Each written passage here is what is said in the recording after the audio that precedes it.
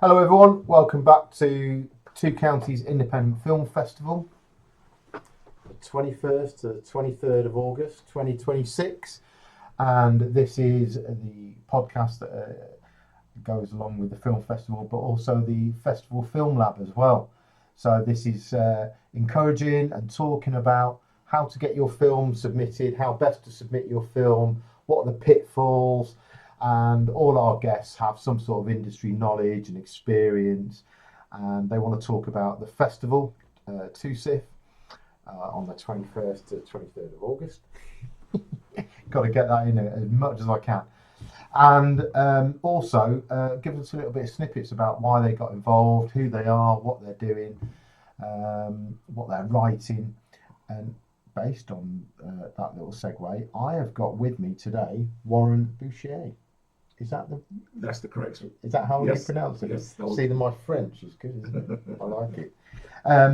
Yes, Warren is a really good friend of mine. He has joined as one of the judges for Two Counties Independent Film Festival. He's a writer, a screenwriter, and a storyteller, first and foremost. And storytelling is right at the theme, right at the centre of what Two Counties is all about. It's a festival, as you know, for filmmakers, by filmmakers, but we're not ignoring and we're not forgetting the storytelling and the audience, and that's what it's all about. And I think that filters through every aspect of filmmaking. Yes. Right from the script and the storytelling and the direction and the everything. It's about the storytelling. Yeah. Right. I want to tell you a little bit about Warren. So, Warren is a public speaker, a business operator. Would that be fair to say? Yes. Loads of experience in business, and has been a really not a hobbyist. That would be unfair, wouldn't it? But to start with, maybe a hobbyist with yes, storytelling Yeah. and getting it in script version, Yeah. and novel, and bringing it together. And then, but you're a film buff anyway. You love film, so Absolutely love so the two things sort of just merged, didn't they? He's the writer behind screenplays, including, I'm going to read these because I want to get them absolutely right: The Little King, Sanctuary Island, and Seriously Shady Business with People You Can Barely Trust, which I love that because you have to read it. It doesn't just flow off, but there's a lot to be said in just that one line.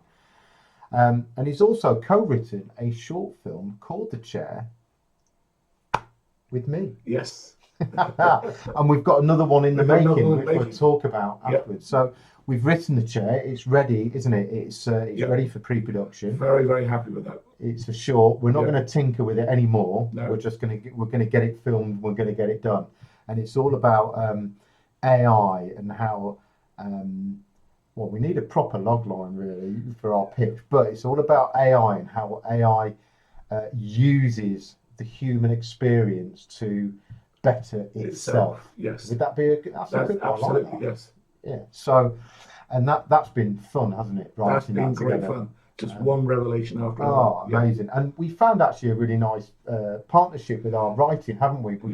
From idea to getting the ideas down to visualising it from an actor's point of view, and maybe a director's point of view, from a writer's point of view, and to and flow. It's a real lovely ebb and flow, isn't it? Knocking the ideas together. I mean, this was the first project I've ever done where I've co-written with anybody. Yeah. And usually I just sort of hunker down and just get on with it. But this was great. And some people can be precious over what they're writing. Absolutely. They don't want the instant feedback, do they? But we seem to be able to do that and not get. We've never once got annoyed, or we've both gone, oh yeah, and we've just gone away and it's absolutely developed. Yeah. And you've got to be that way. You want to take ownership of the project, but you've got to let the story find its own way. And for every one great idea I get, 5 of them will be rubbish. And working with someone who understands that they're not rubbish. Not as good as the first one. Not as good as the first one, but we got there. Yeah, we got there in record time because we beat it through. We battled it through, bounced off each other. Yeah, and then we've together we've gone, no, we like that. We like that. That's the one we want to go And with. that's the one, whether it be a word or a Yeah. situation or just an element of the scene. It's been really cool working with you. Oh, Anyway, thank you very we'll talk much. about that. We're talking about that a bit more length.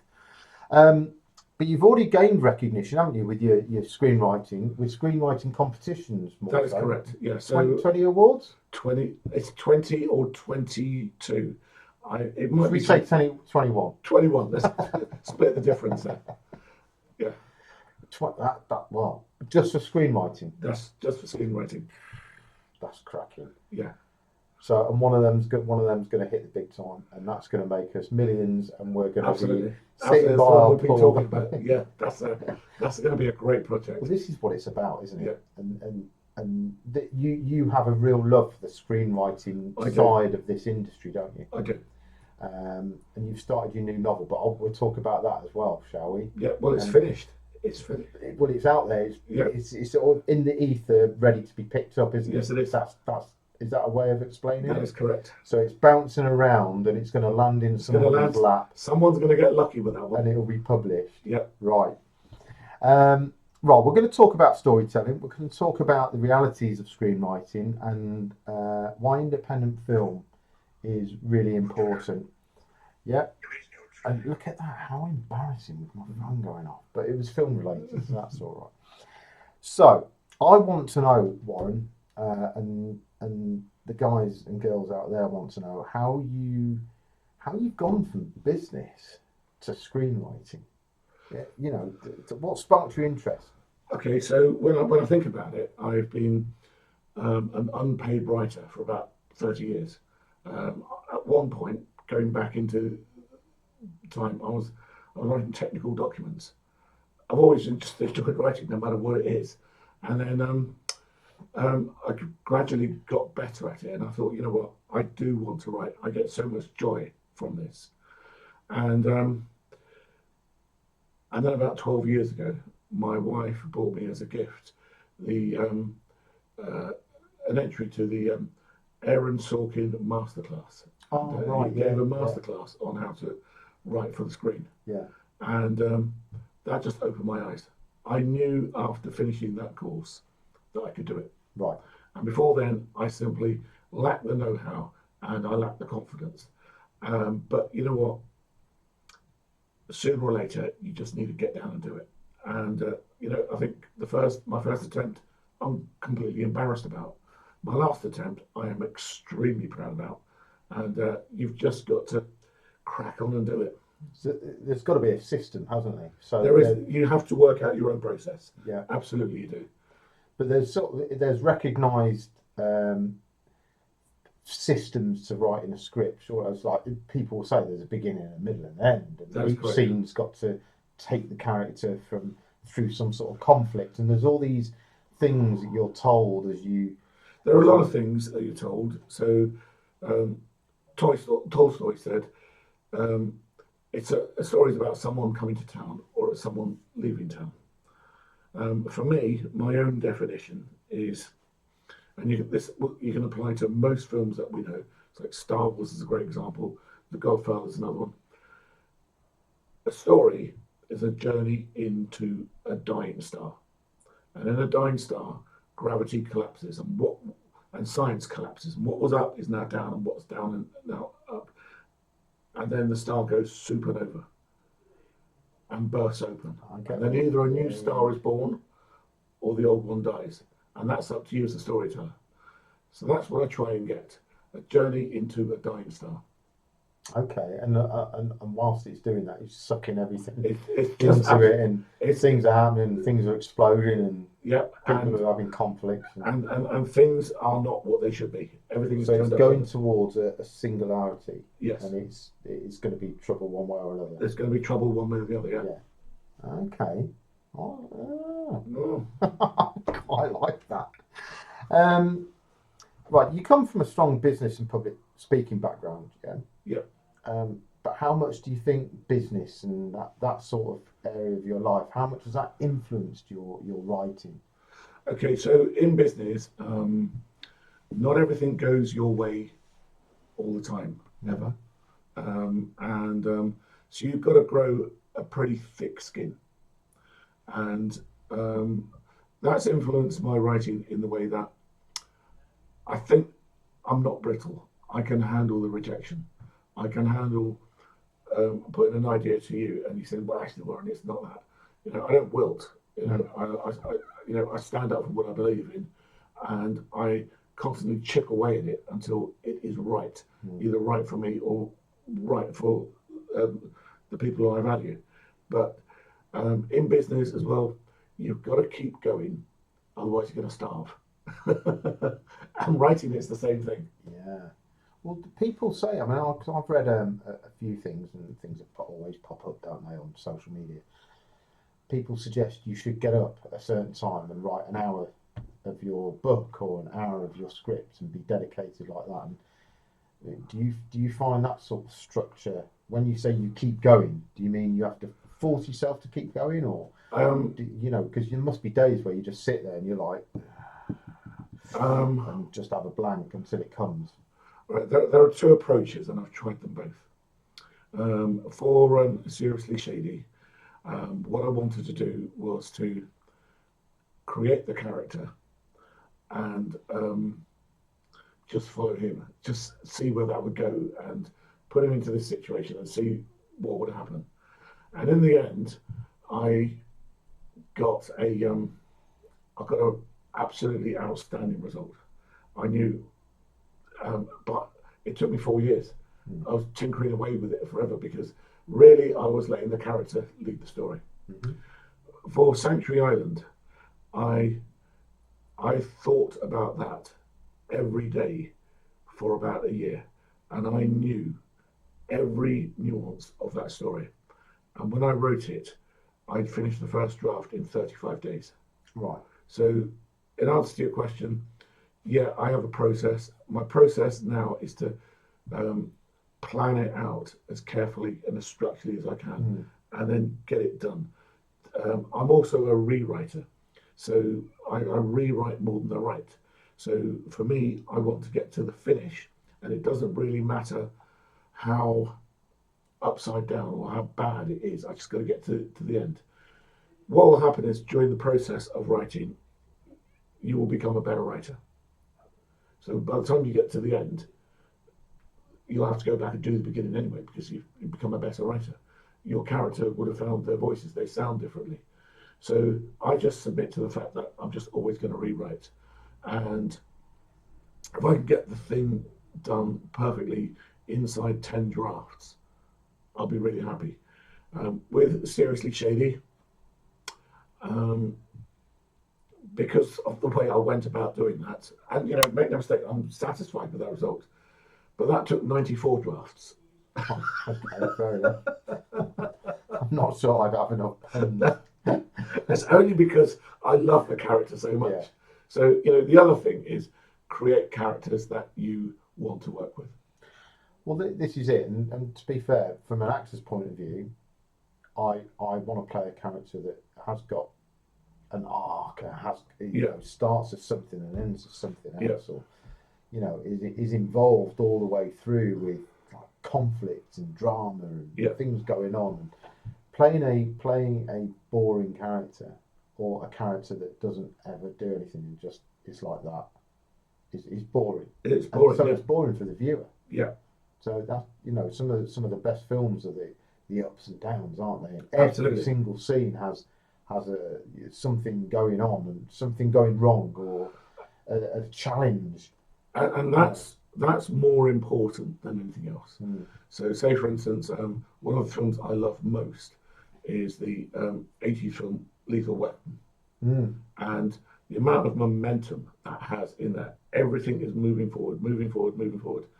It's only if you were to sit back and properly look at that and examine the piece of procedure, you realise it's just hokum. Well, yeah, absolutely. But you forgive it, and you forgive it because the momentum and the story arcs are such where you just want to go along with the story. And I follow that school of thought more than I would follow being absolutely correct on any procedure. Yeah, there's got to be a suspension of disbelief, as they call it, in certain aspects. I mean, I think that all the technical aspects, certainly from a policing point of view or a military point of view, yeah, if you actually just recorded that, you'd just be sat there, because a lot of it is sitting and waiting and being bored stupid. So you've got to have all the exciting bits in half an hour. It's like the bill, isn't it? The amount of stuff that happened in the bill in half an hour is ridiculous. Yeah. You know, you don't have that many plane crashes and people dying in one station. No. You know, and no one's ever sat around for 4 hours doing paperwork, you know, and that sort of thing. So, but that's the beauty of visually storytelling as well. Is that you see them entering, an office, and then they come out all dishevelled. You know, you don't need to see what happened for the last hour and a half, do you? No, you don't. And and maybe one day we will collaborate and make a great documentary. But at the moment, our job is to entertain. Well, we are, and we're certainly going to be doing it with this, but we're certainly going to be doing it with a couple of the films that we've got planned. Absolutely, yes. So, is there a particular film? I mean, you mentioned a couple, and I think I've got a handle on your taste, but these guys haven't. So, what do you think? Is there a particular film or a writer that's really sort of got under your skin, and you've said, "Oh, I want to do that"? Well, when I did the Aaron Sorkin masterclass, he absolutely recommended Butch Cassidy and the Sundance Kid. Okay. Yeah. And that's amazing. And I've read a number of William Goldman scripts as well, so All the President's Men.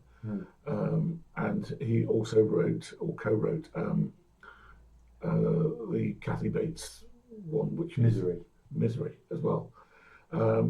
Then you've got to go to the big ones, which is The Shawshank Redemption.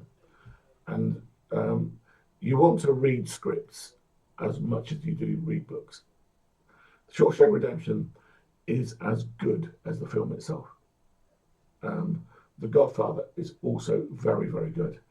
And if you read any of the Soprano scripts, they are absolutely fantastic. Because it's all about keeping the momentum, keeping it tight, keeping the character arc.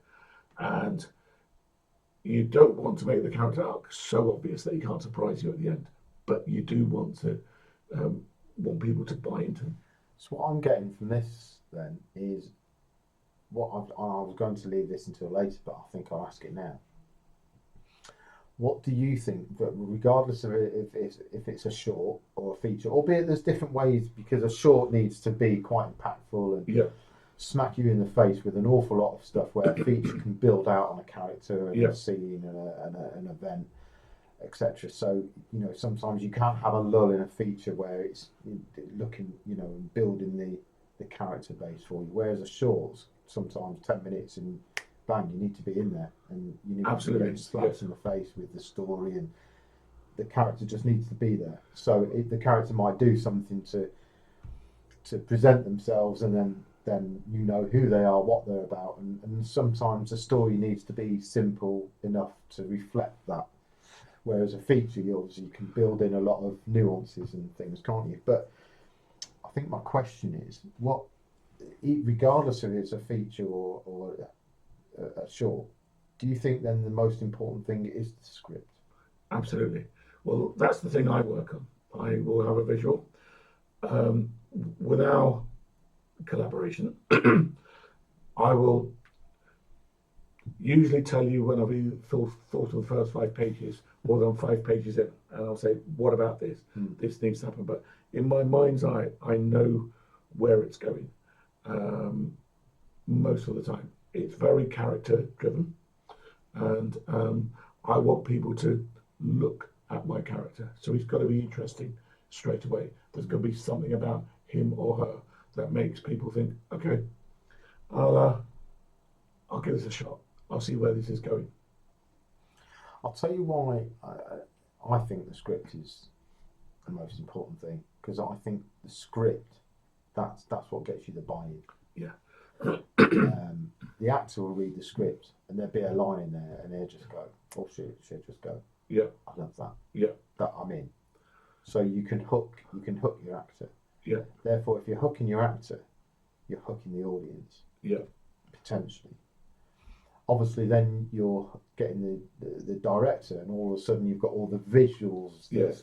and the DOPs thinking, oh yeah, I could do that with that, and and if your script isn't right and your script is a bit lame, or it's just not hitting that, it's got to hit it for everyone, hasn't it? Absolutely. Because that's what you're giving to the stunt coordinator. The stunt coordinator's going, oh, I could do that bit of action. And to be fair, some scripts you could just write fight in a kitchen. That's true, and the stunt coordinator. And the stunt coordinator will work out, right, well, there'll be a knife and a rolling pin. But as a writer, you could also put in there, something. Yeah. He gets hit with a rolling pin. Right, okay. So I've got to build that in. So your script is directing everyone, isn't it? Your script is it's starting the flow, it's starting the buzz, it's getting everyone's buy-in, it's making sure that everyone knows where the story's going. So, I mean, my advice, only as humble as that might be from an actor's point of view, to people thinking of writing something and making it into a short and getting into festivals, is make sure you've got a strong script. Absolutely, and make sure you got the best opening you can get. And you think about, you think you've got less chances in a short than you do in a long film. Yes. But look at the great openings and watch them and think about them and ask yourself, why did I stay here? And if you look at something like There Will Be Blood, there isn't a word spoken in that for the first 6 or 7 minutes. It's just a silent film of Daniel Day-Lewis in a mine trying to dig out for silver. If you look at the Star Wars, you look at The Godfather, all of those have something, and it's something that you can instantly emotionally connect to. And if you can make that emotional connection in your first page, then you are on the way. And it doesn't matter how many times you rewrite it, because you've done the hardest thing. There's your hook. There's your hook, isn't it? Yeah. Especially in a short. Yeah. What's your favourite opening of any film? I think, well, it changes. It changes from time to time depending on what I'm looking at. But I mentioned There Will Be Blood. Yeah. And I'm going to stick with that for the moment. Okay. I think mine's Inglourious Basterds. Oh, right. Okay. Yeah. Very good. But that's a whole quarter of a film anyway. That's a 20-minute opening sequence. Yeah. But just the start of that, just the music. I mean, he hits the mark for me all the time, Quentin. But just the opening of that, when she looks round the corner and they're driving up, it just it's and he's washing his hands, and then he goes, and it's just the perfect beginning for me, the perfect start of any film I've ever seen. I love it. But if we can emulate that, we'll be doing okay. Absolutely, yeah. Well, yeah. So, do you think that audiences are craving more authenticity in Absolutely. films? You know, I mean, we've had a lot of CGI and a lot of superheroes and stuff. I mean, do you think we're sort of clawing back a little bit of narrative and drama? Absolutely. And what I want to present to audiences is something authentic, something with someone in there in the lead who you want to believe in and take that journey as well. If you get that right, there might be a bit of CGI here and there, but ultimately you want to take the journey with the actor and you want them to be authentic. So you can absolutely have empathy with them. So what are we talking about then? Grounded in reality, or what? Absolutely grounded in reality. Yes. So this goes back to what I was talking with some of the other guests. It's do you find that you write a lot of trauma into your scripts? Do you find trauma is a really good vehicle to drive a character? Yes, but not frivolous. Yeah. It's got to be real. And if we go back to that bit beginning where I said, it's a film, a story is a journey into the heart of a dying star. The trauma is part of that journey. It's that bit where everything turns upside down, and what was up is now down, what's sideways is now left or right. It is that, and that is part of the trauma. Right. Okay, it's just interesting because I've had that discussion with some other guests about Right. trauma and mental illness and Yeah. all those real because that's a grounding for sort of reality as well, isn't it? It's all Well, those traumatic events that people love to see in characters, whether it's good, whether it's bad. But obviously trauma's a lot that has a lot of negativity around it, doesn't it? For okay. sadness and It is sadness, and if we look at Sanctuary Island, mm, it is about that trauma, yeah, but it's also an opportunity for growth. right, And we follow the lead character in that story, and they have choices on the way to go back to their old life and in their own way, or do the difficult thing and grow. mm. And so the story is about constant choices, and there are consequences for both. See, you've hit on the other thing there, isn't it? There's for whatever choice you make as a character, Yeah, the consequence can be good yeah, or bad. Effectively, that's all. yeah, And they've got to make the choice, and then yeah, you're on to the next, and then you make another choice, and it's either good or bad, and the consequence can have yeah. that. So that's storytelling, isn't it? And Yes, it is. practicing that all into a visual, to get your art across on the screen. But it's got to come from the script. It's got to come from that writing. Yeah. So do we go back one as well and say it all comes from the first idea, or because some idea you can have a sentence as an idea or a whole. I mean, you could put sticky yellow notes all over with your idea on, but where you're getting it all together is that script, isn't it? Yes, it is. So should we say that that's the most important? Yeah, absolutely. It is the most. It's the most important thing is the idea, and if you can turn that into a story and then polish that, then you've got something. What do you think then within the script? I mean, because you've said about the opening being Yeah. really important. Yeah, If you had to say, because I know some people go, "Oh, the reveal's the most important thing."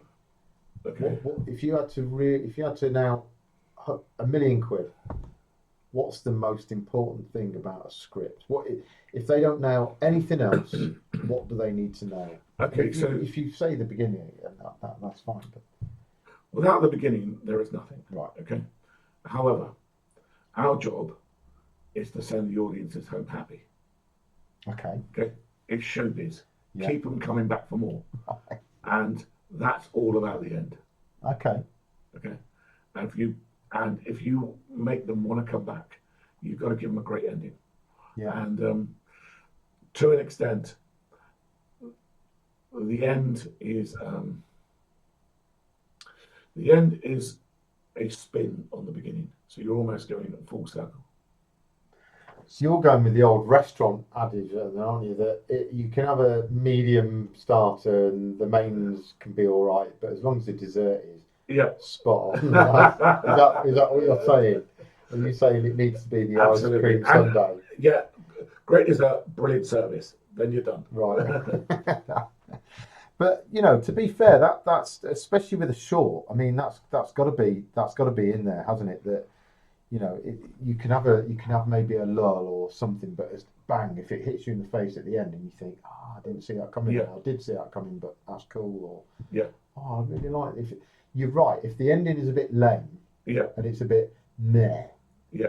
Then that's your lasting memory. that's isn't your it? lasting memory. Okay, so Yeah. I'll go with that. It's like you find with a lot of series like Lost. Yeah. Everyone was like, "Oh, is that it?" Is that it? Yeah, 126 episodes, 126 hours of my life. And then you've got like the ending Sopranos, which I think is actually really clever, I think it's very clever as well. right? And I don't think a lot of people hit on the. I know we're going off on one, but I don't think a lot of people hit on the ending of Sopranos. Yeah, I did. I think he's dead, Yes, he is dead. and Well, I think he's noticing everyone, and then when it goes Yeah, black, that's him reliving, because he talks earlier on about you reliving your death before you die. yeah, yeah. I got that as well. You did. But also, I felt as though they were maybe leaving the door open in case he wanted to come back, because it was all about James. Well, then it is Daniel. clever. Yeah. Goes back to the clever writing for the Yeah. script, then, doesn't it? Yeah. Right. When you create a screenplay, what comes first for you? Do you have a character? Do you have a story? Do you have a location? Is it a theme? What is it for you that you go? Oh, do you know? I'm going to write about that. Okay, so it is about whether. Okay, so for me, it is about if I'm toying around with an idea, and I think, okay, that's good, and then I'll park it, and if I can remember it first thing the next day, then I'll carry on with it. I'll follow it through. And some of the projects that we've spoken about, those have been the ones that have hung around me. So you've got to have your own level of quality Let's control. take this last one that we talked about then. Yeah. Yeah. The Steward. Yeah. Yeah. What came first? Was it the character, or was it an idea of a theme? It was the idea. Yeah. And then what I needed, this is this is a conceptual story, it's brilliant. We've worked on it together, and I knew that there was this location and this mysterious character in there. So once I got what he was doing in this place, I needed to flesh him out a little bit more, but he didn't come fully formed. The story, the concept of the story, that came fully formed. The guy in there, we blasted that one out. So effectively, what it could be is different for everyone, couldn't it? Absolutely. Though it could come from a character, it could come from I need to write about him, Yes. her. Yeah. That whatever they are doing, Yeah. that's what I need to write about. So I need to now put them in a location and a story. Yeah. But it could come from a real life, something real life. So I read something in the paper the other day about a sailor going missing on Gibraltar. Okay. And that, for me, I'm just thinking, oh wow, hold on a sec. It could be doing anything. That's got legs. Yeah. So now, so I think what I'm trying to get across is these little snippets can come from everywhere. They come from everywhere. But you've got to get all of the aspects then tight. So the characters never come fully formed, and I never fully form them because they're on a journey, and I don't know what they are at the beginning of the story. I have an idea what they will be at the end, but I don't know where they are on their trajectory. But I know that they're doing something. So that will unfold as the story unfolds, and I think, okay, this person is now that kind of person, and then I will flesh it out from there. But really, what I need, I suppose, if you look at the story, the vehicle, the story itself, as being as the conveyor belt. You've got to build the conveyor belt first, and then put this person on top of it, so they can move through it. They can move through that world. The world is all important for me. See, what you're not giving me is my idiot's guide to writing a story. Okay, well, it's going to be different for everybody. But this is the lovely thing about it. It's, I suppose, what you've got to have is you've got to take what's best for you as a writer, where you get your ideas from, or how what you're going to build that story on, either the character, the location. It might be Bletchley Park. It might be the character. It might. It's the world. And then you develop your world. And don't forget, every world has different rules. Shawshank Prison has different rules to New Jersey, The Sopranos. How much research do you put into your scripts?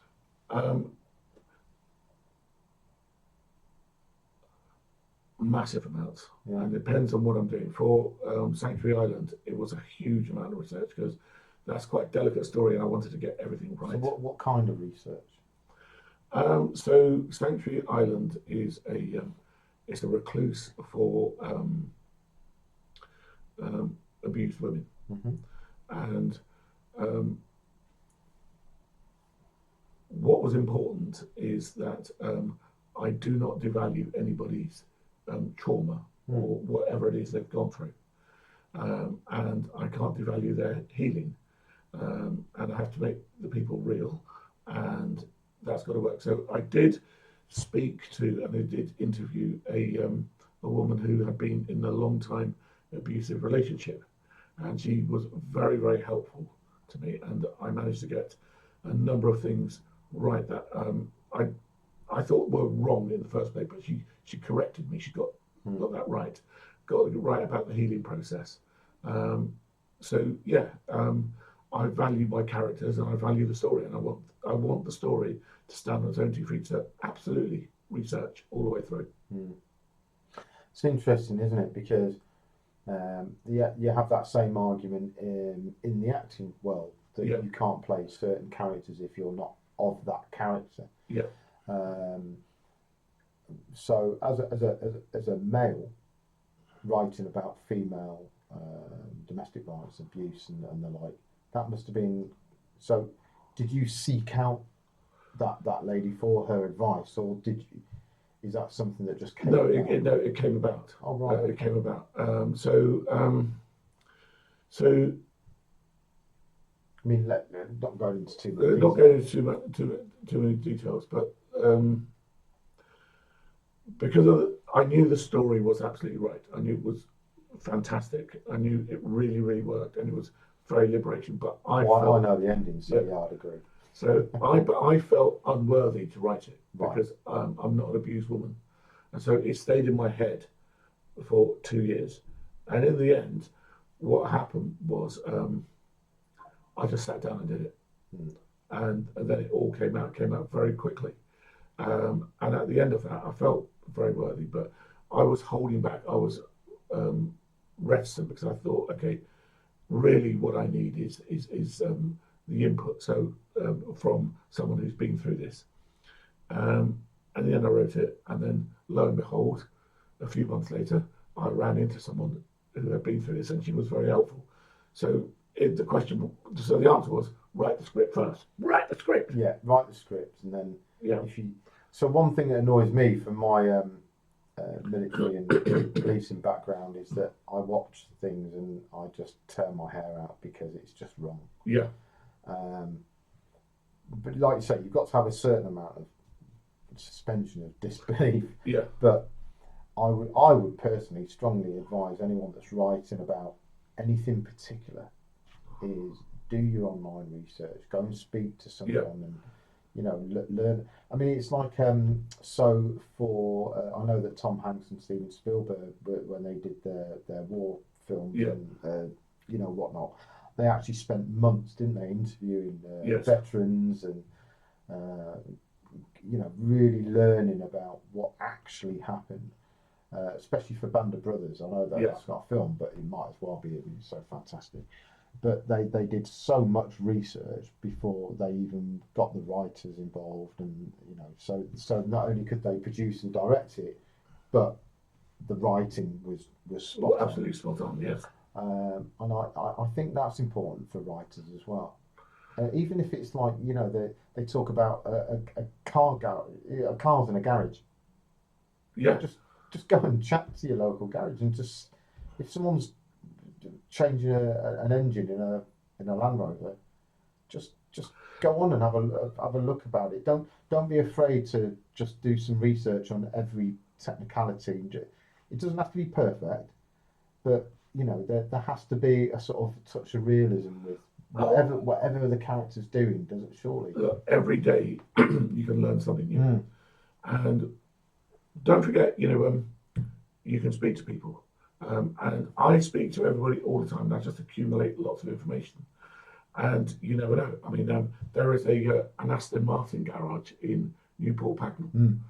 And I had no business going in there, but I thought I'd just talk to the guy. And he told me that, on average, an Aston Martin does only 7,000 miles a year. Before it breaks down. Before it comes in for a service. And I walked away thinking, really, if I hadn't paid 200 grand for a car, would I only drive it 7,000 miles? And then I thought about it, and I thought, you know what? It might be true, because where am I going to park it? Am I going to go to Tesco's in my Aston Martin, where am I going to go? There, and when you think about it, the world gets smaller and smaller. And in there is a story, there is a detail that I can put in to something else when I'm building a character. You know, he could be a very, very successful man. He's got everything at his feet, but he's got an Aston Martin he can't drive anywhere. Yeah, 100%. Yeah, so that's just an extra detail. Say hello to people. Let them tell you their story. Anyone can give you a good line. I walk around with a notebook.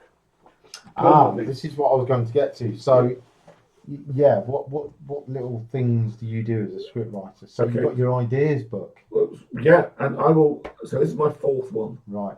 Okay, so any idea that I get that is worthy, any saying about anyone or anything, it's not all. I was going to a bad phrase with this one, so don't expose too much. So we've got great lines for baddies in this book, but any line that I get, that I think, you know what, I'm going to use that later. That all goes into the book, and it will all be used. And this is how you can. That's a good tip for anyone watching that is a budding screenwriter, then, isn't it? Or wants to write scripts. Is keep everything that happens that you find interesting. Just keep and write and make a lot. Absolutely. And if I'm stuck, you know, I will go to my book and I think, okay, I've put myself into a cul-de-sac. How do I get out? Use the words of Warren. Flick open the book. And there you go. Let's fit that line in and see where that takes us. Okay. And that line is, we're not going to use that one. No. I encourage you to fact check that. So, yeah. Right. You never know. Take a break. 4151. Bloody file. Fucking phone keeps going out. I need to get a new file.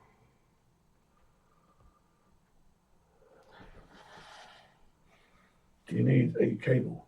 What phone have you got there? No, it's fine. I've got the cable.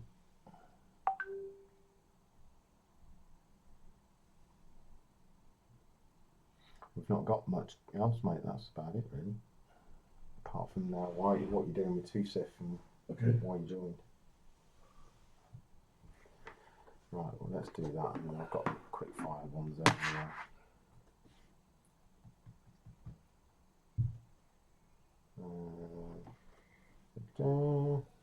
Right, and we'll start again. Okay. Right, so do you think a low budget film can win you over? Absolutely, yes.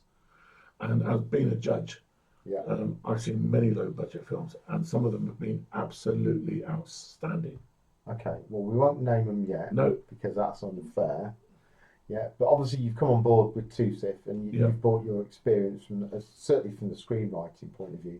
When you're judging the films, then, do you approach it from a screenwriter's perspective? I can't help but look at it from that point of view. Yeah. You know, if the dialogue is good, if the dialogue's good, then it's got an opportunity. Then it's got the chance of being the whole thing working well together.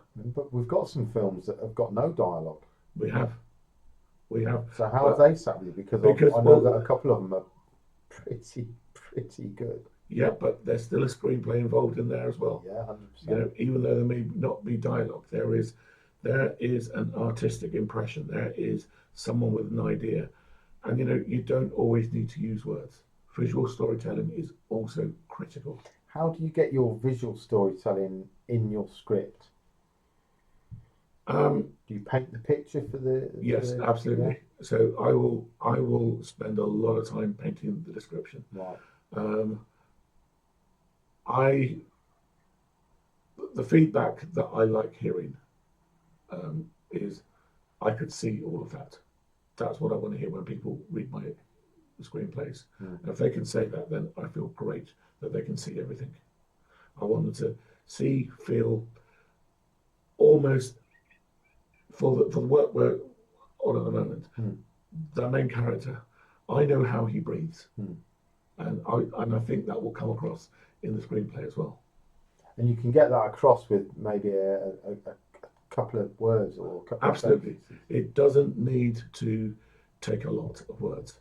You can, in fact, writing a screenplay, it's a different art to writing a novel, but you can really make things more punchy and more snappy. Right. So, what are you doing with Two Counties? Apart from judge, I mean, you're not just a judge. No, I'm putting my 2 pence worth into try and organise it, raise some money. I'm knocking on doors, putting envelopes in doors, saying, come on, be a sponsor. What would a sponsor get? Well, what we want the sponsors to do is to use the social media opportunity to make a splash for their business. Yeah. Okay. Because there will be a wall there. They can bring their business. They can bring their customers there. They can show off to the world, because this is going to be, we're receiving entries from around the world. Yeah. So they've got an opportunity to get some worldwide exposure and a little bit of limelight. Yeah. Yeah. And depending on what they want to contribute, they might even be able to present an award or two as well. So it's great fun and opportunity to look through the lens of what filmmaking is about at the smallest level. We're, what we want, what would be great, what would be a feather in our cap is if we can see some of the filmmakers who will be at 2SIF become people, use this as their launch pad to become serious people in the industry. That's when we know we've done a good job. Yeah, absolutely. And they can be part of that journey. Yes. They can, and in a few years' time, they'll be also associated to, hopefully, a BAFTA qualifying or BIFA qualifying festival as well. I mean, this is only the first year, so give us a couple of years, and we'll be knocking on the door of being highly rated amongst the community. That's where we want to place. It's already exciting. Mm. Right, so I've got some quick fire questions. Yeah, go ahead. What's your favourite screenplay ever written? I'm probably going to go with The Shawshank Redemption, or Butch Cassidy, because that's the first one I really read. Okay. What's your favourite film villain? I mean, I'm going to go with Blofeld. Okay. Yeah. And stroking his cat, or stroking his cat. So we're going. You Only Live Twice. Right. Okay. Donald Pleasance. That's it. I was going to say, he wasn't the one that got thrown down the chimney, was he? That was that was the next film, wasn't it? Tea or coffee whilst writing? Tea. Yeah. Yeah. One actor you'd love to write for, and you don't have to say me. Well,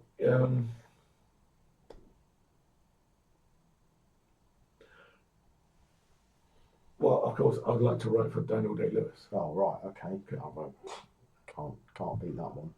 One word to describe independent filmmaking. Freedom. You have more latitude. You've got no one sitting on your shoulder saying you can't do this, you can't do that. You can go as far and as wide as your imagination takes you. So let it take you, because this is the freest you'll ever be. Well, that was one sentence, not one word. But yeah, freedom. Do you know what? I think there's some really good stuff there that people are going to really enjoy listening to and getting some advice from. So basically, to wrap up, what we're saying is make sure you've got a strong script. Yeah.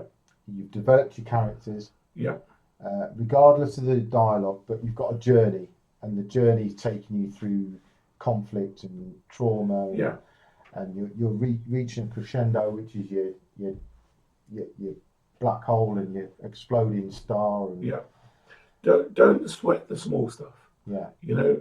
I have written the whole of Sanctuary Island and I hadn't really worked out the lead character's name. I'd given her Anne or something like that, and I knew how to change. And I could have spent another 3 weeks trying to figure out her name. In the end, I was at the gym and I thought, I can't think of her name. So the next woman who walks out the changing room, that will be her. And that's who it was. So what you're telling me is that in order to finish your story, you stalked women outside the gym changing room. Well, I'm not sure that's the best advice, Warren, to be fair. But I know where you go. So let's not delve into that anymore. So what we're saying is, welcome to the festival as a judge and an integral member of the team and the directing staff, as it were. Obviously, for everyone, if you want to look at some more information and get tickets, well, you can get the tickets through mkgallery.org, or you can also follow a link through www.2cif, that's 2ciff.com. You can read a bit of a bio about Warren. You can have a look at what we've got planned all over the weekend, 21st to the 23rd of August. We've got film speakers, we've got a gala award, free popcorn, things for the kids going on. We've got outside caterer, we've got a brilliant drag act coming down from Manchester to do singing, got a burlesque group doing some dancing on the Sunday night.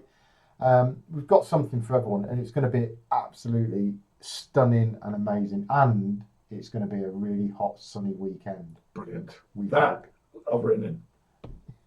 You really, yeah, that was the start of the story. That one hot summer weekend. Right, one festival, two counties, and a world of stories, guys. Thank you very much.